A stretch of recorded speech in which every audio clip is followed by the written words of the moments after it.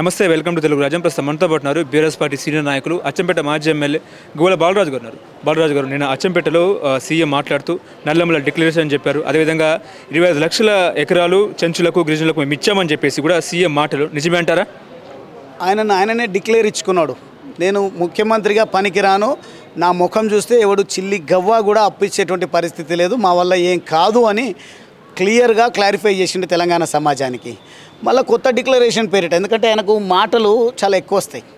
మాటలు మాట్లాడడం వల్లనే, నిజంగా మోసపూరిత మాటల వల్లనే ప్రజలు మోసపోయినారు, ప్రజలు వంచబడ్డారు.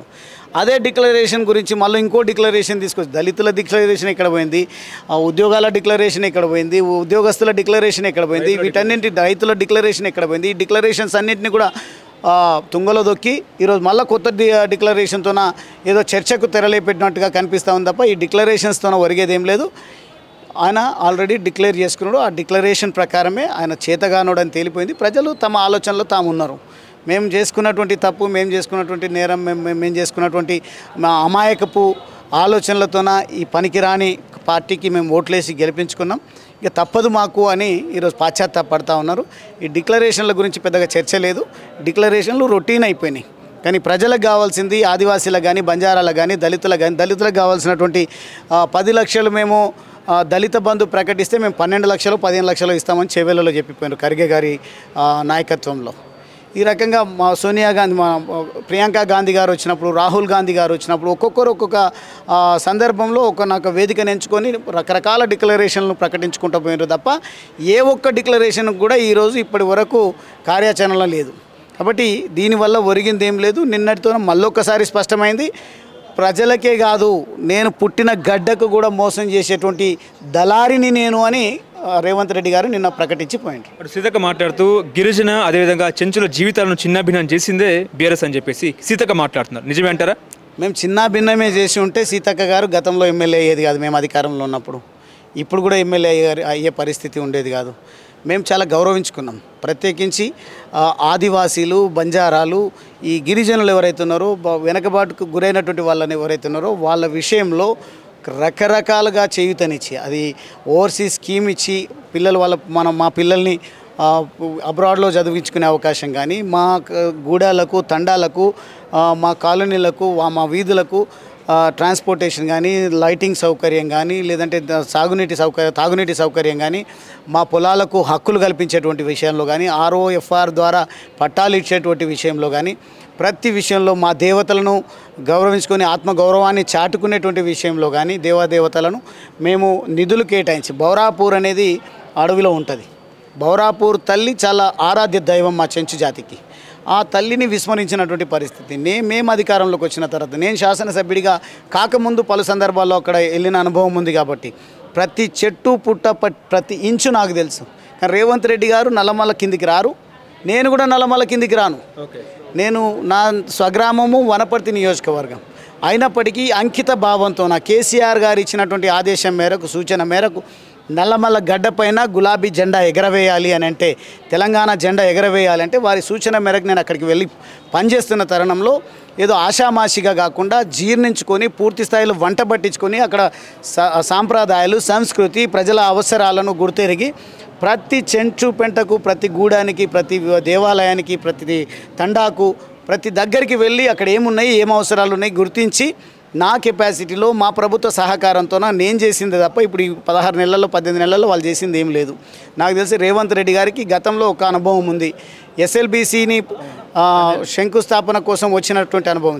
చచ్చిపోయినప్పుడు కూడా పెద్దగా ఏమైందో మనకు తెలిసి, చనిపోయిన తర్వాత ఎన్ని రోజులకు వచ్చినారో ఇప్పటి వరకు బాడీస్నే వెనక్కి తీయలేనటువంటి పరిస్థితి. ఈయన పూర్తిగా పటిష్టపరిచి కోటీశ్వరులను చేస్తారంట. మహిళలను ప్రత్యేకించి 1 కోటి మంది మహిళలను కోటీశ్వరులను చేస్తారు. ఒక దిక్కనేమో కుండలు కొట్లాడుతున్నాయని అంటారు, లంకె బిందెలు ఉన్నాయనుకుంటే ఇక్కడ ఏం లేదు అని మాట్లాడతారు. తెలంగాణ ఖ్యాతిని అబాస్పాలు చేసి తెలంగాణ రాష్ట్రం అద్భుతమైన ఇమేజ్ని సంపాదించుకొని, ఎవరైనా సరే తెలంగాణ బాండ్లు అంటే ఇట్లా వేచి చూసి కొనుక్కునే పరిస్థితిని కేసీఆర్ గారు నెలకొల్పితే ఈరోజు తెలంగాణ అంటేనే చీత్కరించుకునేటువంటి పరిస్థితి. అది HCU దగ్గర ఫారెస్ట్ను నరికివేసి HCU విద్యార్థుల జీవితాలతో ఆడుకున్నటువంటి ఈ పనికిరాని ముఖ్యమంత్రి నల్లమల్లకు వచ్చి ఏమో చేస్తాడు అంటే ఎవరికేం విశ్వాసం లేదు. ఓకే, ఇప్పుడు చెంచుల భూముల మీద వాళ్ళకు హక్కులను కోల్పోయేలా చేసిందే ధరణి అని చెప్పేసి సీతక్క మాట్లాడుతున్నారు, నిజమే అంటారా?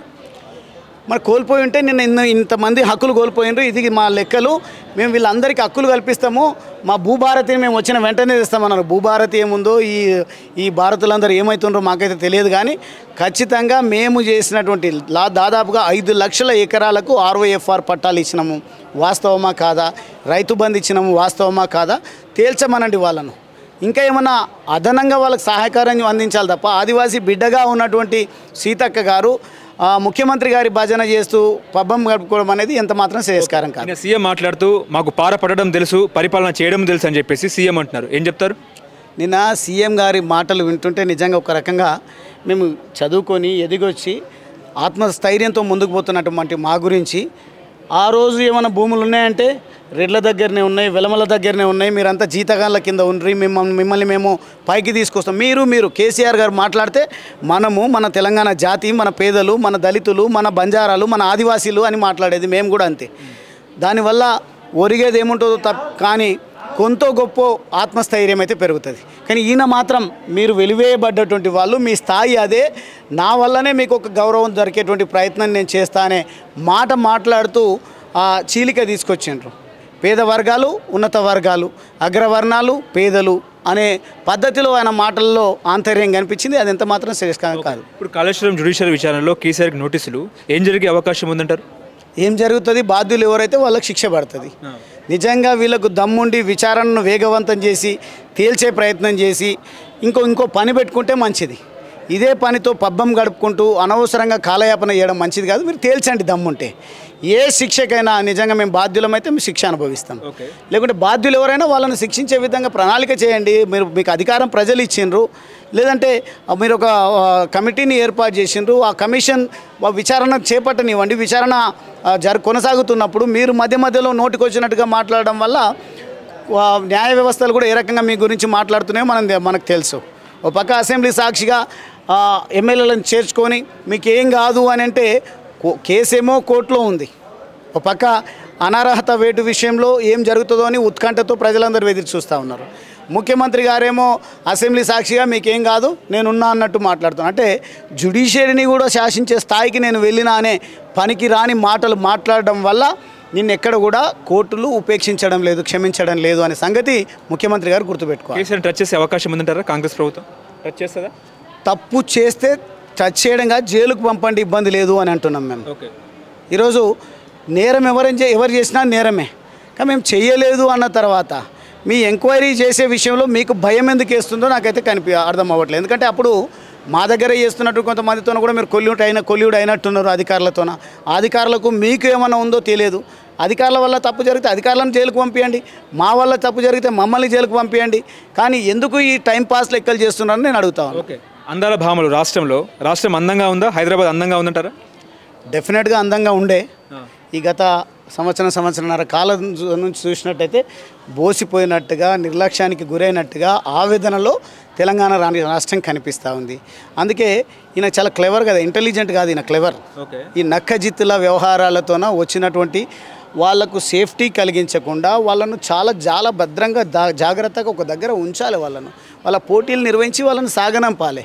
కానీ వాళ్ళను ఈ ప్రచారాల కోసం వాడుకుంటుంటే నిజంగా మేమైతే ఎందుకైనా ఎవరు మంచి చేసినా మంచి అనేది తేటా తెల్లమవుతుంది, తప్పు చేస్తే తప్పు అని తేలుతుంది.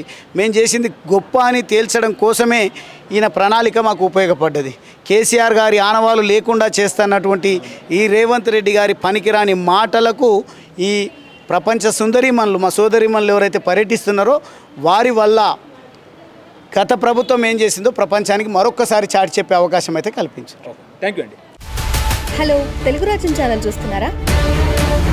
సామాజిక, రాజకీయ, జీవన చిత్రణే తెలుగు రాజ్యం. అతిశయోక్తులు, అసత్యాలు ఉండవు. రాజకీయ కోణం కాదు, ప్రజా కోణమే కొలబద్ద. తెలుగు రాజ్యం వీక్షణ మీ ఉత్తమ అభిరుచికి నిదర్శనం.